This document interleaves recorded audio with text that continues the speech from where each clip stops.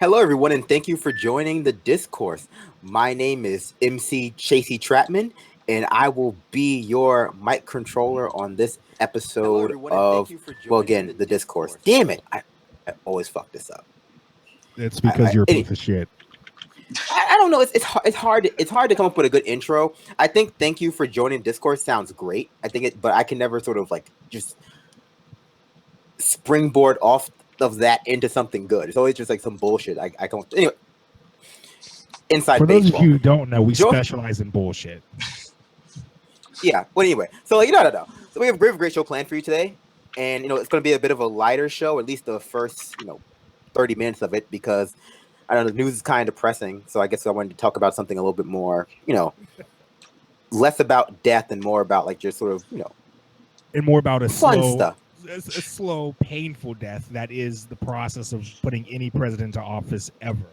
Thank you, Brandon. That is.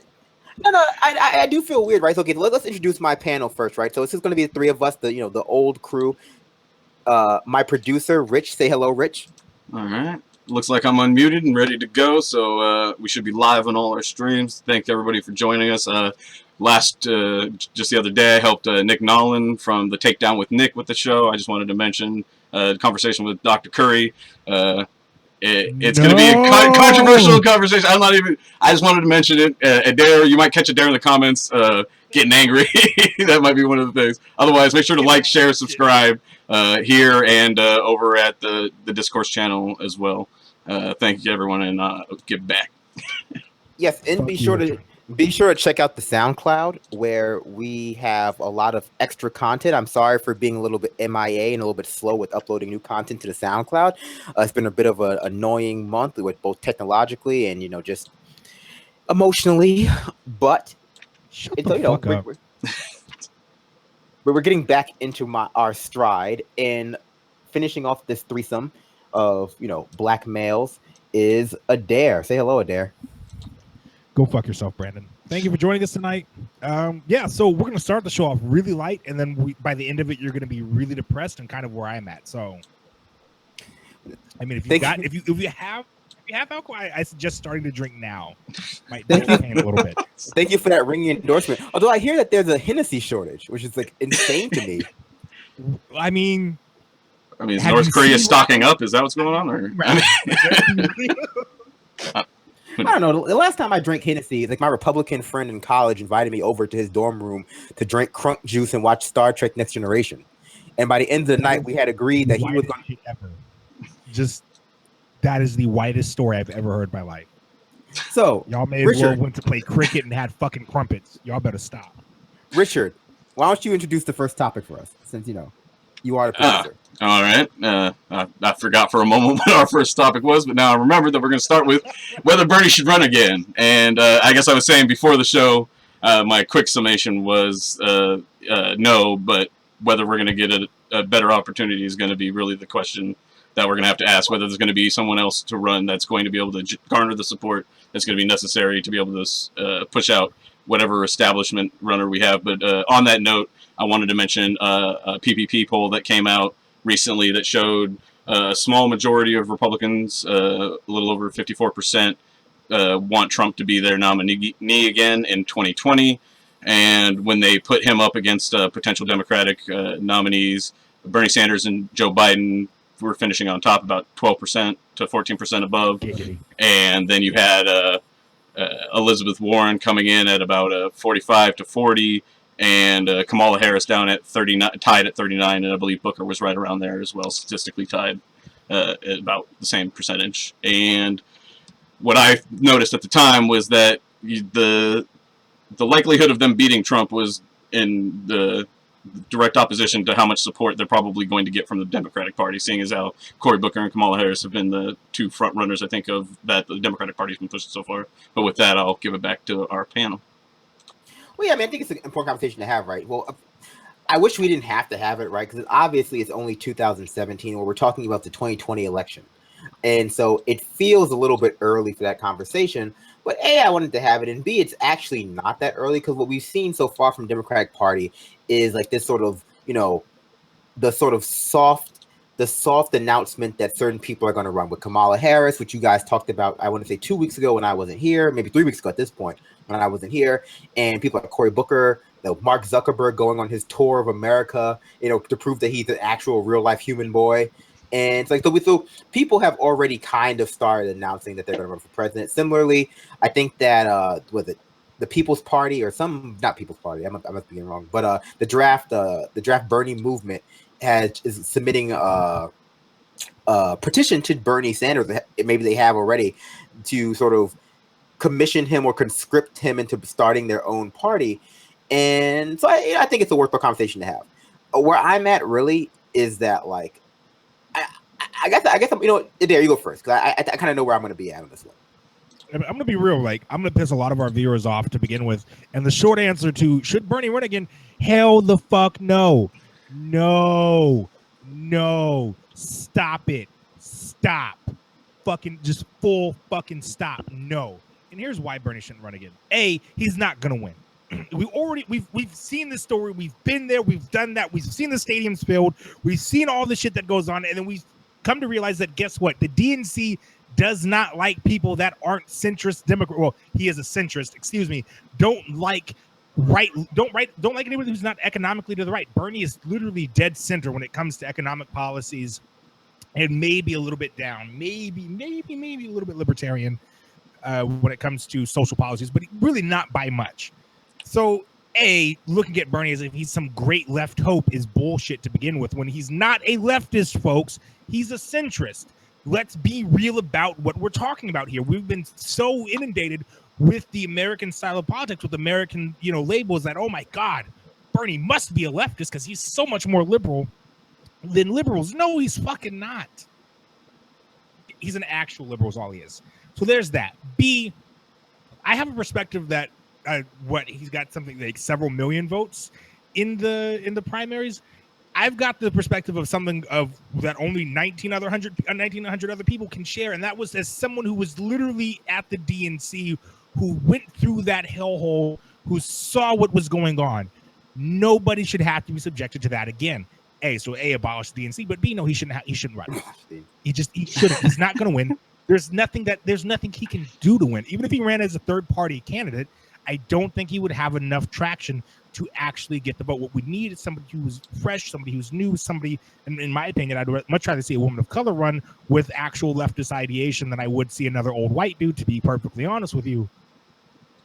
I just don't think he should do it. It's not worth it. He's not going to win. And it's just going to make things more contentious than it already is. It's just fucking pointless. So sorry to the viewers that I pissed off, because, I mean... okay, I guess I didn't piss off as many viewers because I'm checking the live chat right now. But I mean, just realistically, it's stupid. Find somebody new. Stop it. Stop with this, because what you're doing is you're compromising. You're saying, okay, well, a real leftist can't win, so I'm going to go with Bernie, and I'm going to tie my oath to Bernie, and literally Bernie. But shut the fuck up. Bernie don't like you no more. No. My question is over. My question is this, right? So, like, I kind of have the feeling that, like, at least me personally, that Bernie is kind of an albatross of the centrist mind, right? Of the Democrat. Like, I haven't really talked to a lot of like leftist people who I consider to be responsible leftists, who are really that interested in Bernie Sanders, at least anymore.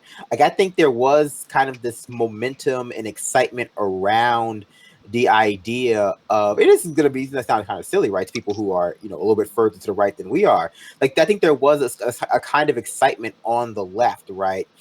That Bernie Sanders was a real incremental change.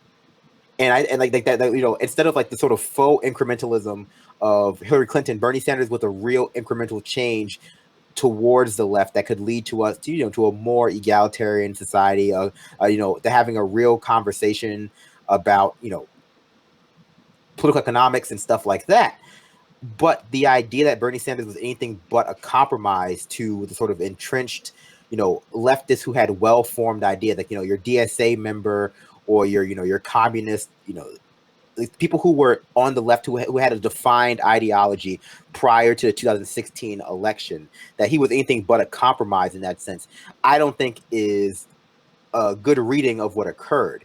And so, like from my perspective, I always felt that Bernie Sanders, in terms of, at least to me, is like it demonstrates liberals and Democrats' inability to engage with politics at any other level besides, say, the personal or the label level.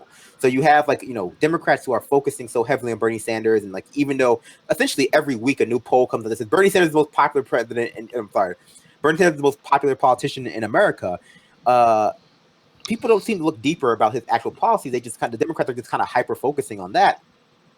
Can we actually talk about that real quick? Because I do want to. Sure. Because I do want to get in on that. His deeper policies. One of the things that really pissed me off about Bernie Sanders, and one of the things that really pushed me from saying, "All right, yeah, you know what? Let me be clear. If he ran in 2020 and there was nobody better, I would vote for him. I don't like voting for capitalists. Does anything to help anybody, but that's beside the point."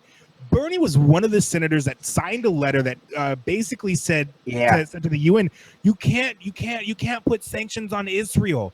Israel's not doing anything wrong. Israel's an apartheid state practicing illegal settlements and genocide. Let me real quick. Let me clarify real quick. It wasn't the UN was not going to sanction Israel. The UN sent a strongly worded letter to Israel about their neo-apartheid state, in which they restrict Palestinians' access to water, access to basic necessities. Like, they control their entire economy. They build illegal settlements. The UN, in typical UN fashion, wagged their finger at Israel, to cajole them. And the response of Israel's, I guess, big brother, United States of America, was to have every senator essentially sign a letter to the UN saying, how dare you pick on Israel when there are so many worse states out there. It's like, but please finish your thought. But no, I mean, that's, at least for me, that was that right there was Bernie Sanders saying, I am the traditional American politician. That is because I mean, it's the same kind of thing, because now we're seeing the bills that are saying they want to criminalize the BDS movement, which was something that worked so incredibly effectively when we talk about apartheid South Africa. These are tools in which we can affect change, especially those of us who happen to be outside of a particular country, who happen to be against what's going on. Bernie Sanders basically saying, you know what, Israel is okay. It's okay for Israel to build these illegal settlements. It's okay for Israel to hold people in prison indefinitely for no actual crimes. That kind of shows you're not actually a leftist. That's some authoritarian imperialist bullshit right there. And so for me, that's a hard line. That is a hard line in the sand. I do want to give Bernie Sanders some credit, right? And so, did he spark a revolution? I guess, right? I think that largely he was a catalyst for some people who were largely politically inactive, who didn't have a really coherent political ideology. They just recognized there were problems with the way America worked, and the government was essentially not doing anything about it. He was a very good, for lack of a better term, gateway drug into politics for a lot of people. But ultimately, I think it's time for someone else to adopt his position. As again, he said that the movement's not about him, right? But unfortunately, the way the social political culture of America is just dominated by big men theories of politics. Right? Okay, well, we have to have a leader. We have to have some a person to coalesce around. And in terms of president, we do actually have to have someone to vote for. But should that person be Bernie in 2020? I don't think so, right? At the same time, I think I agree with Richard, and I'll let Richard get in here too, in that I don't think there's going to be anyone else in 2020 who can actually fill that role. I don't think there's going to be anyone else who could, fill that role in a way that I view to be sufficient. I'm not a big fan of Tulsi Gabbard for a variety of reasons. I agree. I'm not a big fan of Keith Ellison. Although I think I would prefer Keith Ellison over Bernie Sanders at this point. But I think that generally we need to see a shift away from talking about Bernie Sanders as though he's the great savior of America, and also as though he is the actual true representative of America's left, because he's not the true representative of America's left. Adair Shmidt, 2028. I'm coming for that fucking toothbrush. Are you old enough to run in 2028? I'm old enough to run in 2028. I will be 36, and I'm coming for that fucking toothbrush. That is my campaign slogan. Anyway, Richard, but you go ahead. I guess like I kind of opened with it, and I suggest I more or less agree with what Adair was saying. Perhaps a few less expletives, but there can only be one of us that swears every other word on this show, and that's me. Yeah, I feel like you're hogging it, and so whatever. We'll leave that where it is now. But as far as with Bernie, no, he shouldn't be running, but I'm afraid that that's where we're going to be at, because if he's not going to run, what we need to be doing is we already need to be well on our way to registering millions of new voters. That's one way that you get in, that you don't have to get saddled with Bernie as the best option left on the table. Like if we're not registering, and it should be happening now in preparation for 2018 and as well as for 2020. But and we're not talking about a few tens of thousands. We're talking about millions of people need to be getting registered right now. And there's other actions that need to be taken. And you do see it, some of them on the local level and at various parts where you could see somebody else rise and have enough core support spread across individual precincts and individual people that you could have some sort of thing. But I mean, Bernie's already well situated, and Adair's skeptical of the idea that he's going to overcome the Democratic establishment machine. Trying to have somebody that isn't as well situated in the national awareness and already the most popular politician in the country try to overcome that machine seems insurmountable to me, for one. I mean, Nina Turner is one of the better options, I think, on the table at the moment, but I don't know about the depth of her knowledge regarding foreign affairs and so on and so forth. But Trump's shown that you can be at the bottom of the barrel and still not mess things up to the point where we're at a nuclear warfare right away. So, I mean, I do think that I disagree with Adair on that. I think that Bernie Sanders could clinch the nomination for Democratic Party in 2020. Like I think the Electoral College, the fact that they make it cost obscene amounts of money to run a campaign. I mean, well, sure, are you conceding 2020? That's my question, Adair. Are you conceding 2020 today? I think if we had a better politician who could win through through the current two-party duopoly, I think we'd have a real shot. But the fact of the matter is, I can guarantee you this one thing: Democrats and Republicans agree on a lot. But when it comes to things like running for president, I guarantee you they're going to unite to stop any legitimate third-party challenger they see. And that's the issue that I'm foreseeing here, because that's the problem with American politics right now, is because we have corporations are considered people. Corporations are allowed do you see Bernie Sanders as representing outside of the two-party? Would he represent outside? So I do think I see him as representing outside of the two-party system, just because that's where he spent his entire life. But to run an insurgency campaign, he already tried to run an insurgency campaign. He tried to do it through the duopoly, and we saw what happened when he was crushed there. I think he would get. My question would be, what grounds do you think somebody else could be more successful? But go ahead, Brandon.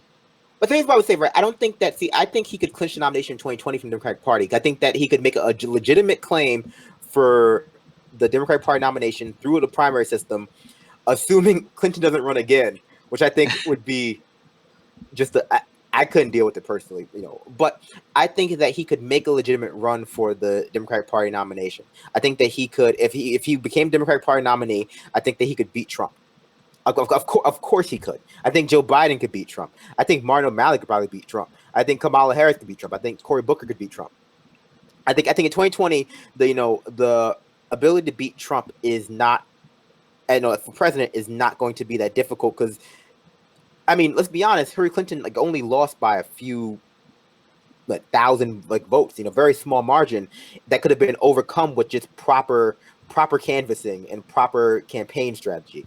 My issue with that is that a lot of Bernie Sanders kind of image as this radical leftist is a result of liberal fear mongering and the sort of them painting him as though he's the farthest anyone and any politician in America could ever get, right? And so their rejection of Bernie Sanders, as this outsider, this created the sort of bedrock of gave lended legitimacy to his sort of critique of the system in a way, even as he wasn't actually critiquing the system as harshly as he should have.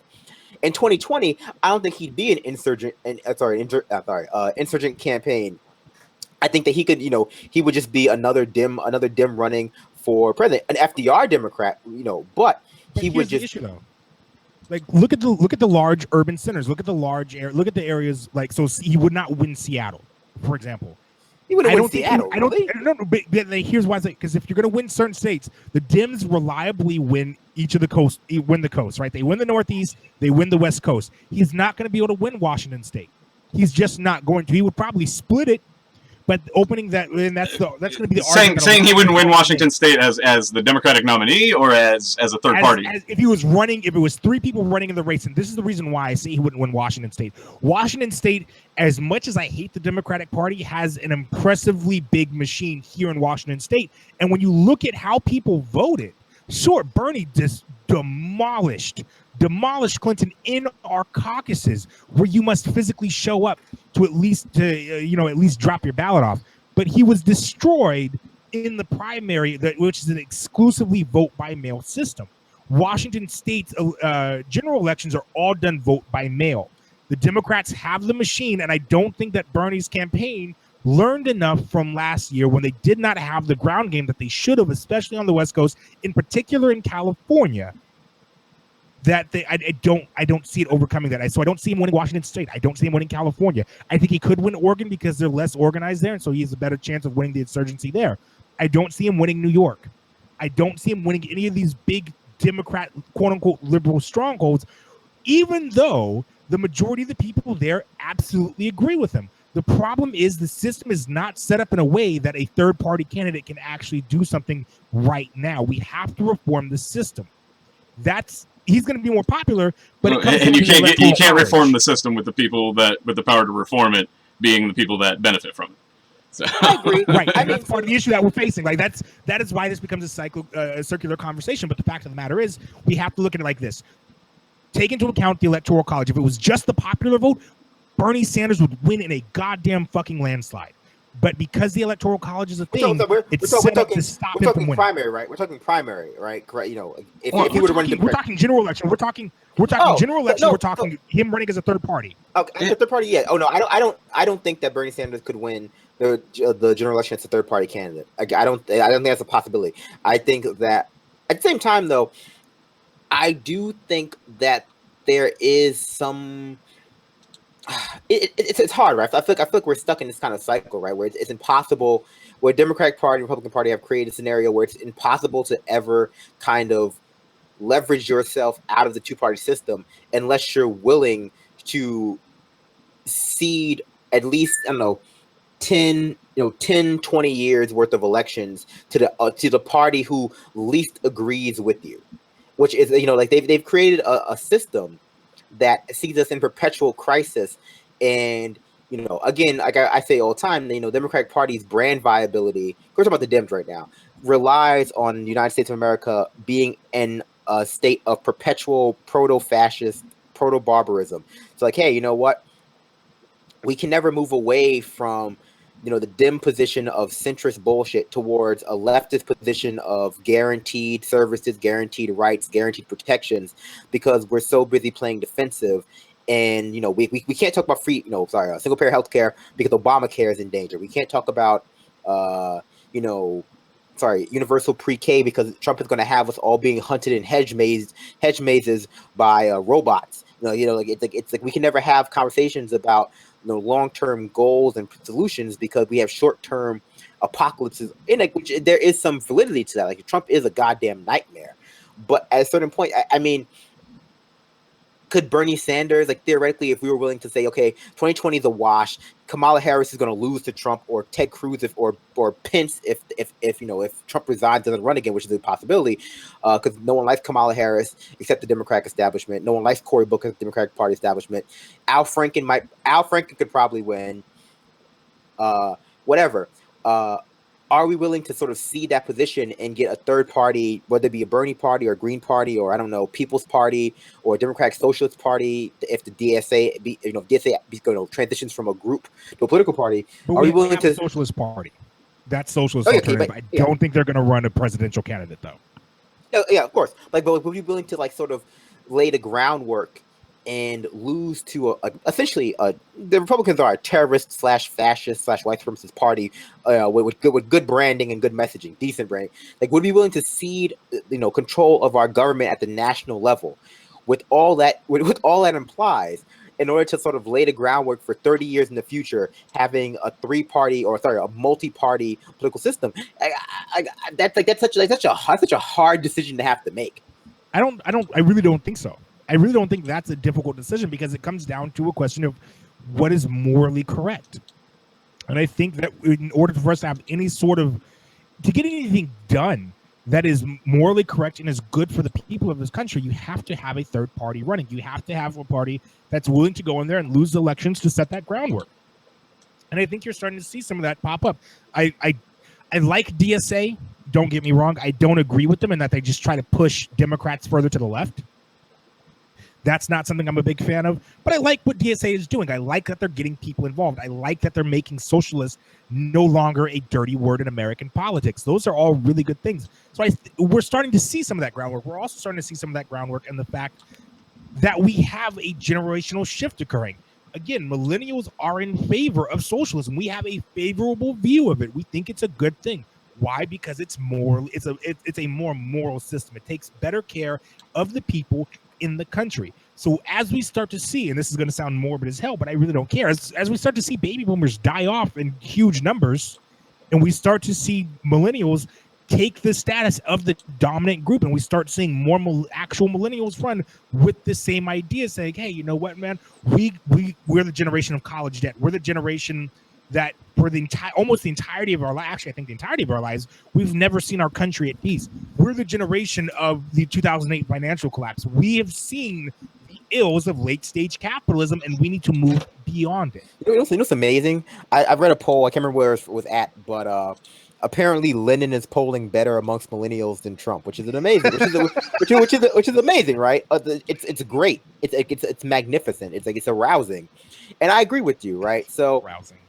But I guess I'm not gonna bury my own personal bias. Like, I am a fan of Bernie Sanders. There's something about him, his earnestness, right? It reminds me of the old saying, Bernie Sanders doesn't speak. He doesn't spit fire. He just speaks the truth, and people don't know the difference.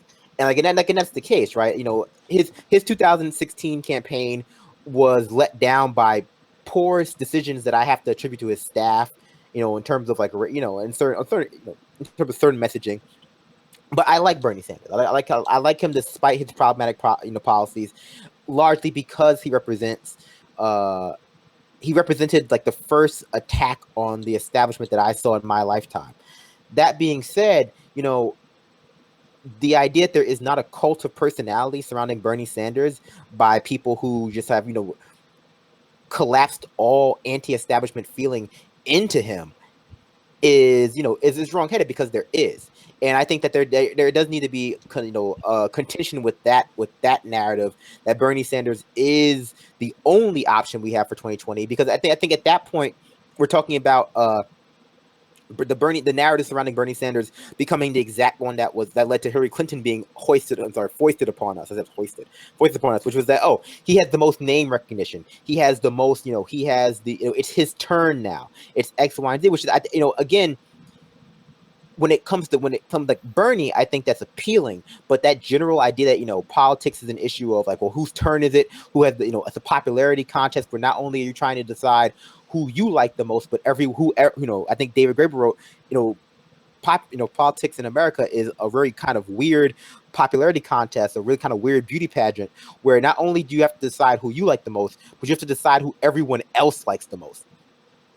And it's like, to me, it's like, I think that we should be having a larger conversation about like, well, what does it look like to have a multi-generational movement, and where is the leftist bench? Like where is that bench? Like who is running in 2024? Like, let's say Bernie runs in 2020, he's going to be too old in 2024. I think he'll be literally 10,000 years old. Who's going to run in 2024? Who's going to pick up that torch? Nina Turner? Okay, that's a good. Who's after her? Like where are we going with this? Like, we have to stop just sort of engaging in incredibly shallow politics.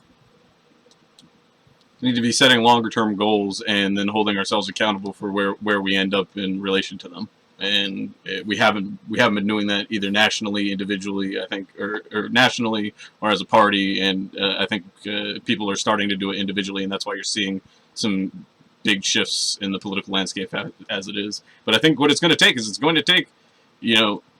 massive engagement. I mean, what it's going to take is engaging a lot of the people that haven't been engaged before. Those are because a lot of the establishment folks are going to go wherever the establishment lays. And so whether we're talking 2020 or 2024 or 2028, if it's going to be a third party, which it seems is the most realistic if you're going to actually get any changes from the Democratic Party. I joked earlier that it seems easier, because every time the Democratic Party does something bad, Ray, the letter that Andrew Saturn circulated that looked like a collections letter, the immediate response is, well, Republicans are worse. I feel like we'd be better off trying to fix the Republican Party if we wanted Democrats to get better, because then they wouldn't have that excuse and they'd be out of outs. The Republican Party is beyond repair. I'm of the opinion the Republican Party has been allowed to become a monster by the Democratic Party in order to justify the Democratic Party's just bullshit. The Republican Party is I don't often provide cogent criticism of them because they're a bunch of ghouls. It's they delight in their leadership is avowed white supremacists. Real quick before we get off on that tangent, I actually want to get some audience participation in this. Oh yeah, go ahead, please. So first, this is actually somebody I know, so I'm just going to go ahead and make this real quick. Jose Machado said, "What about Rand Paul?" No, go fuck yourself. No, we don't take ANCAPs. Go fuck yourself. Brandon, go. If you're gonna come on this show and you're gonna suggest that actual capitalists, go fuck yourself. No. That's completely antithetical. But we have one other question. We have an actual question this time, one that we can actually talk about. And this one is from Jay Smith. He says, "Hey guys, the presidential elections are a big deal for sure, but what do you think of all the progressive movements like Justice Democrats and Brand New Congress?" Justice Democrats follows me on Twitter. I haven't really seen much from them, so I really don't have an opinion. Let's go. I also haven't seen shit from Brand New Congress, so let's go. Let's go piece by piece, right? So, why not Rand Paul? I think the question of Rand Paul and Ron Paul are important questions because they're just ANCAPs. Yeah, but they are the butt of every joke. It's their policies are just close enough, or on the surface level, to be dangerous, right? Because there's no fucking way they're close. No. Because if you're only barely paying attention, you'll say, oh, well, they're anti-war, and they're anti-corporate tax breaks, and they want to, they are down with legalizing marijuana. I'm pretty sure they're actually very pro corporate tax breaks, very. No, I'm sorry. I misspoke. They're anti-corporate bailouts. Is what I mean. It's they mirror some of the rhetoric, or rather, they mirror some of the, I don't know what you call it, the policy goals, right? So this is the same conversation we had, why we don't team up with the alt-right, even though they're also kind of against the same thing we're against. They mirror some of the same grievances, but their the Rand Pauls, whether he's named after Rand. Can we just put it simply? No, we don't. We're opposite ends of the economic spectrum. Yeah, but I think it's a little bit important, right? So Rand Paul, whether he's named after Ayn Rand or Rand McNally, is. You just wanted to make a shitty joke. Yeah, I did. But they're just close enough to be dangerous. I like that joke. It's a good joke. I mean, Ayn Rand writes pornography. Joke. Ayn Rand writes pornography for sociopaths. It's fine. It's fine. Everything's fine. No, that's just the truth. That's not a joke. Fountainhead is pornography. Who's John goes pornography for sociopaths? Read it. I swear to you, read it. Anyway, but no. So they're just close enough to be dangerous and to distract from the fact that if you're engaging in a shallow grievance-based politics, the idea just because we have the same grievance does not mean we have the same ideology, right? So they're against corporate bailouts, but they also want to make sure we live in a corporate fiefdom. They're against legalized marijuana, but they're also in favor of private prisons. It's they have exactly they have some of the same grievances, but the ideological basis for those grievances is so far removed. Like Adair said, it's so the opposite of ours that like engaging with them is not worthwhile because we should start, at least start at the ground, laying the groundwork for forming a coherent leftist ideology by which solutions and problems can be framed around. But So I would just say briefly that some people, their ideology is very superficially based, and sometimes it's just about those rallying issues about what and the underlying explanations or solutions aren't part of why they're a part of it, or could be modified if they were presented. So I wouldn't abandon any conversation, but if somebody's an entrenched ideologue, that, I mean, if you're going to want to try and run a third party, you're going to need all the votes you can get, Adair. All right. I don't need to capitulate to dumbasses. I don't believe in grievance. I don't believe in grievance-based politics, though. So go ahead. Well, no, you don't have to base it off the grievance, but I'm just saying that you like that. But no, like that basis right there is problematic. There are tens of millions of voters, and what are you going to do with them? Are you going to beat them, convince them not to vote, or outvote them? You gonna come to me. You got two choices, America. You either gonna get down or you gonna lay down. This is not a choice. No. I mean, like, see, that worked great for the Democrats. But go ahead. Essentially, Adair is right though. Despite being unnecessarily aggressive, like all black males, which you would see on that Dr. Curry video from Nick. But anyway. I do have a larger point real quick. And this is simple. So when we talk, let's talk about the actual ideology where the Rand Pauls and the Ron Pauls fall. So most of you do know about the political ideology chart as 4 quadrants, up and down. So your y-axis is the further up you go, the more authoritarian. The further down you go, the more anarchist. To the left is economics. To the right is is communism. To the right is capitalism. They fall on that bottom right quadrant. And the z-axis is like shut the fuck up. How hoish you are. Shut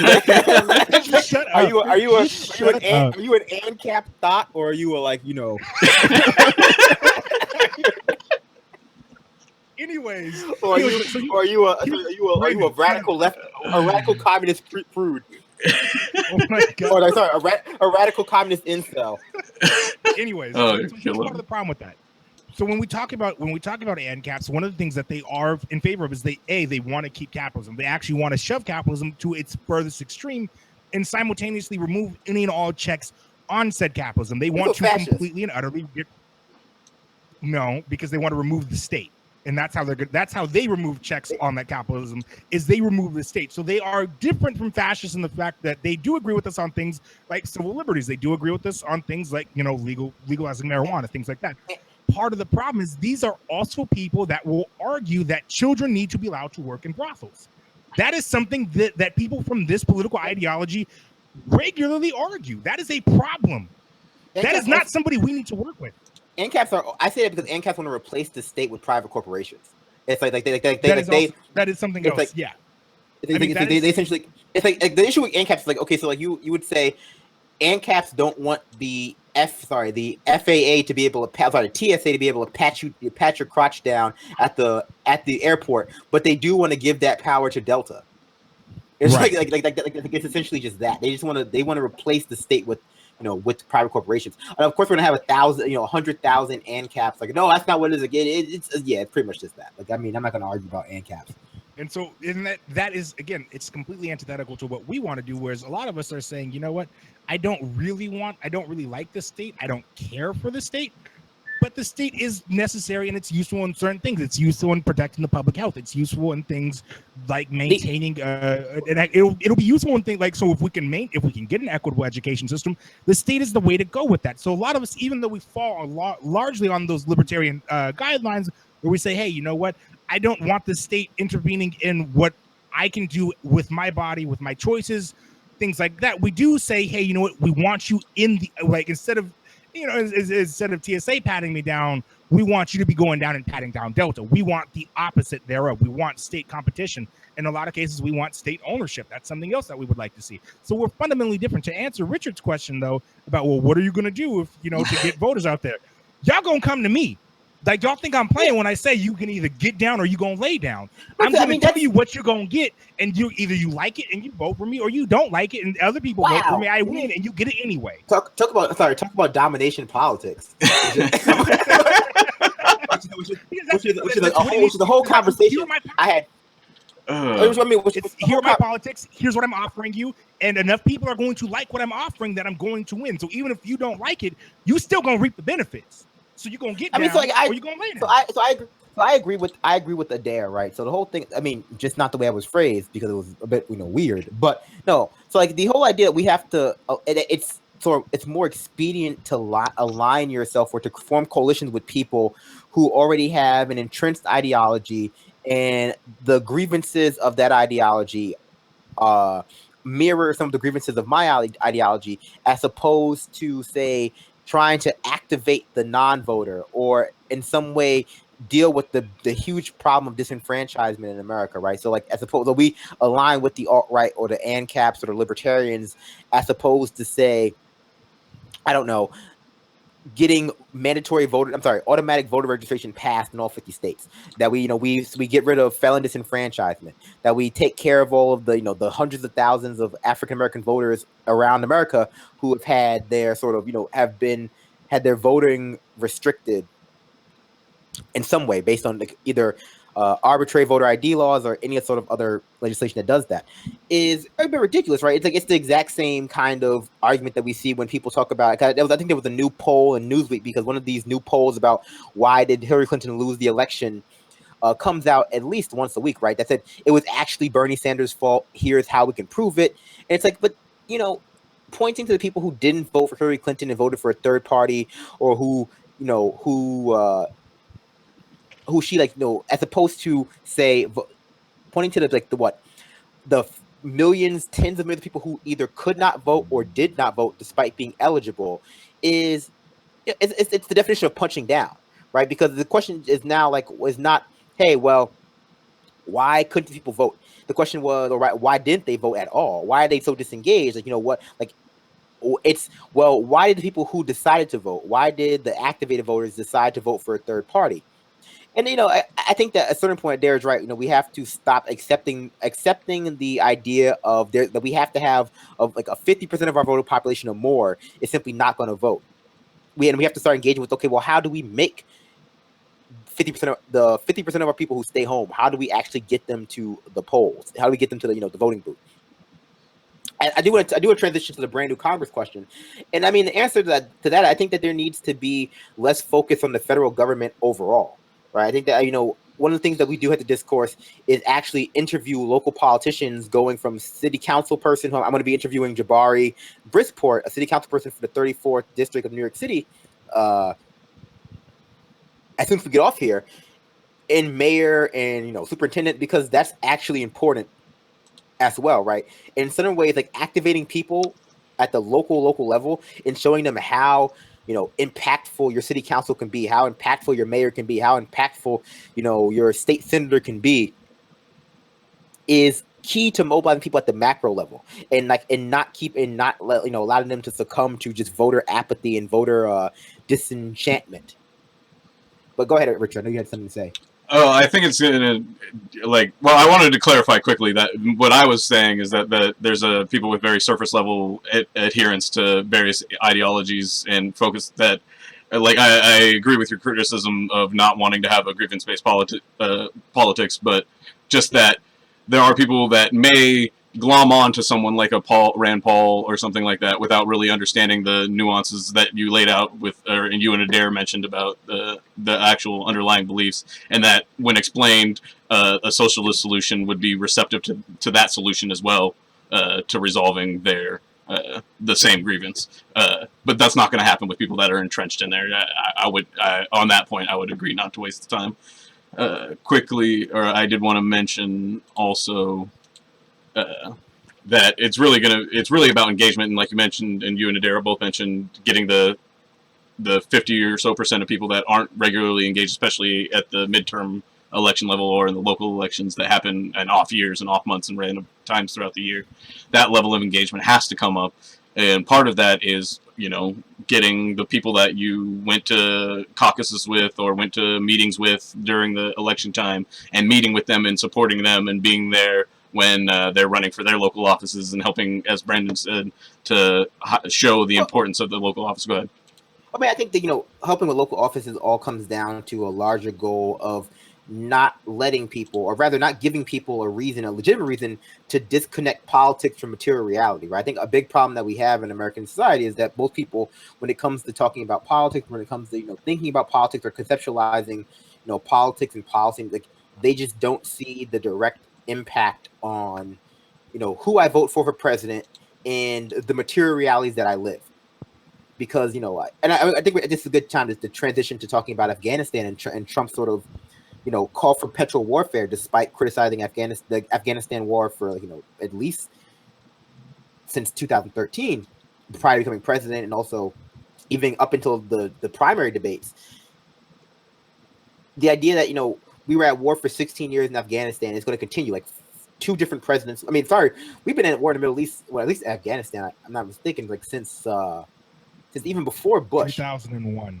2001 was the official start of the Iraq-Afghanistan war. I think that's when we invaded Iraq. We were in Desert Storm and the Gulf War before that, and that was early 90s, because that started around the time I was born with Bush Sr., and then that continued on through Clinton. Well, and our role in Afghanistan goes long, like back to arming. Yeah. Well, we include CIA involvement. It goes. Yeah. We get involved in warfare in the Middle East and specifically Afghanistan since the 80s, and so like the idea, like you could reasonably say, right, that despite various escalations, regardless of what party has been in charge, as it relates to Afghanistan and the Middle East, we've seen really no sort of change in the opposite direction, just escalation after escalation after escalation. But sorry, so let's transition to Afghanistan. And we're going to have to keep it brief because I think we are going to be running out. Yep. Okay. I thought we got an hour. We're going for an hour and a half. Yeah, so we've got a little while. Well, we're going to push the transition from being live. Yeah. Oh. Yep. Sorry, folks. Yeah, so one more reason to remind folks about the SoundCloud. Make sure that go check that out and to catch the extended shows and some also, as Brandon mentioned, some extra stuff that he does on the side. So, if you guys follow me on Twitter, I'm going to tweet out a really great episode here as soon as we're done. So y'all might want to go ahead and do that. I'm of the opinion that like Trump transitioned to talking about keeping up war in Afghanistan, like as he's done, to distract from how awful his response was to Charlottesville, right? And I think that the first part of that was like his pivot to Confederate statues. Like, okay, so like Trump shit the bed when it came to his inability to openly condemn Nazis, which was hilarious to watch, but frightening to real implications of. That he just had to come up with false equivalencies. He had to do all this stuff, and to pivot to, despite that being a colossal failure, pivoting to Afghanistan, pivoting to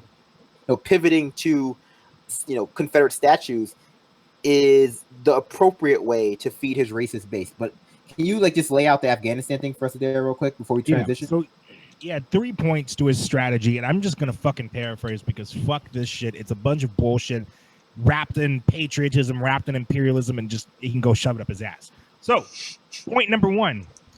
The first part of his strategy is finding a way that quote honors American soldiers, not the people of Iraq, not the people that we've gone in and killed over 1 million of over the past, the duration of this war, not the people whose lives have been destabilized, cultures ripped from them. I mean, like literally, we go in and we fuck up the entire region. But our first priority needs to be honoring Americans. So go fuck yourself, Donald Trump. For that matter, go fuck imperialism. Anyway, his second point of his arm of his strategy is we can't pull out quickly because it'll cause another 9/11. Like that's it. That's what that second point is. And his third and last point is Pakistan. And again, I shit you not, Pakistan talks about the region, and it is literally that's why he says Pakistan harbors terrorists. And he also mentions India a couple of times. So that's what Donald Trump's strategy is for the Middle East. So, perpetual warfare it is, because this makes people money. And, be damned the millions and millions of lives that it's cost. Be damned the fact that it does nothing to actually stop up where they're fighting for. Be damned everybody that isn't rich and making money off this. So, yeah. I mean, America has done nothing in the Middle East but create its own problems or perpetuate its own problems, right? America created the Taliban, America created ISIS, America created all of these groups that we're now being forced to fight through a variety of means, whether it be arming them or like bombing their children. And now we find ourselves in this position where, by nature of the fact that every president since, let's say, by nature of, like, this being a bipartisan effort to escalate warfare in the Middle East, whether it's been done because of racism or done just silent with the silent approval of the Democratic Party because, whatever, they're also in the dole of military-industrial complex. It's just when Trump does it, it becomes even more frightening because we see the sharp, sort of like we see the fecklessness of the Democratic Party as it relates to to perpetual warfare. We see exactly how that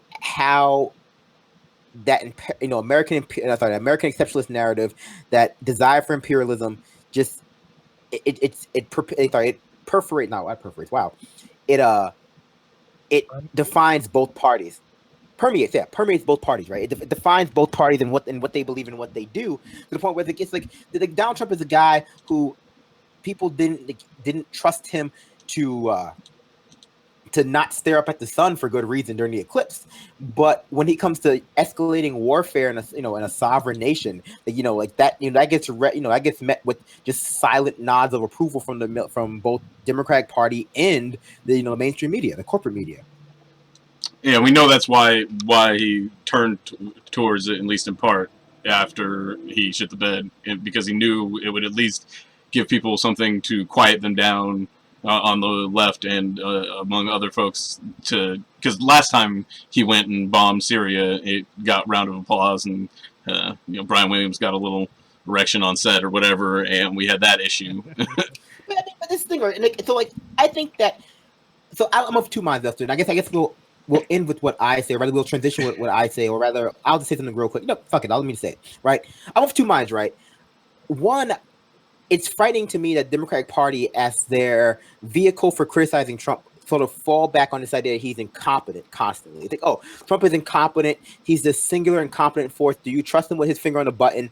No, I don't, right? Obviously. Like, he's incompetent, as opposed to being able to lob an effectual critique of the fact that he's actually doing evil shit, right? Because the most evil shit he's doing is essentially things that they have bipartisanship approval of, like, perpetuating, humanitarian crises in Yemen, right? Which was an awful article in the New York Times that asked, like, how could what's happening in Yemen go on when Saudi Arabia and the U.S. have their eye on them? It's like, I think you answered your own question, right?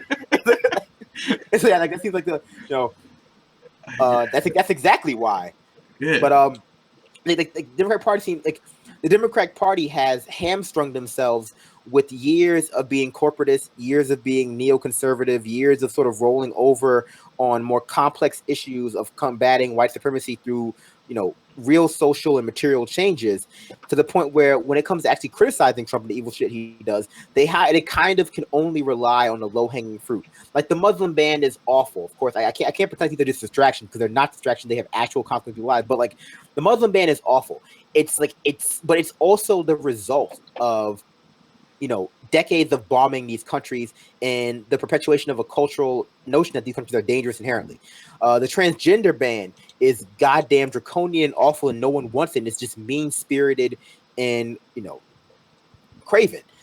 But let's be honest, both parties have not actually constructed a coherent narrative in support of transgender people, right? We had they both want the fights more than they want the issues to resolve the way they claim they want them to resolve. The best example being healthcare with the Republicans. It's like they didn't want to actually do anything to healthcare. What they wanted to do was fight about it. And as soon as they had to stop fighting it, like that's why they're still fighting, even though they're only fighting amongst themselves at this point. Yeah. I mean, I was gonna say more. I was gonna point to Chelsea Manning and how both, representatives from both parties, whether it be Kamala Harris or or just like your general Democratic aligned punditry, still like to dead name her, still like to make subtle jabs about subtle but trans misogynist jabs about her. It's just like and ultimately,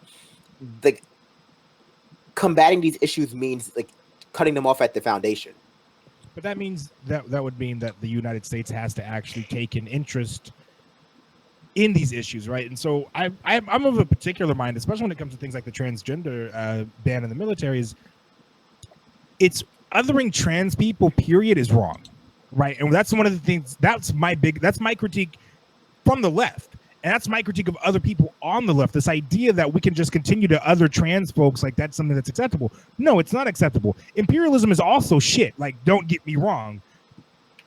But we cannot go about, making these jokes about people like George Takei, who is a centrist liberal fuck, who's like, hey, no, transgenders, saying transgenders deserve the right to bomb innocent brown people too, and then put George Takei's name underneath it. I mean, yes, that's what he's arguing, but also we just can't other trans people. We have to stop doing that. That's something that we have to be better about. Well, let's transition to the better half of the show, and I do mean the better half. It is a much more coherent show now. We don't have to deal with the sort of issues of recording live. So I remind you to head over to fuck a lot more. Like we say fuck a lot more. If you can believe I'll remind you to head over to the SoundCloud to subscribe there and get our extra content in audio podcast form. We will be on iTunes eventually. I promise you. We're on Stitcher. We have a sound. That's basically it. So you can listen to us on your favorite podcast player, your phone, all that other shit. If you can become a patron, please do. Richard, take us out. Thank you. All right. Follow me on Twitter for this latest podcast that Brandon took 3 weeks getting up. Brandon still sucks.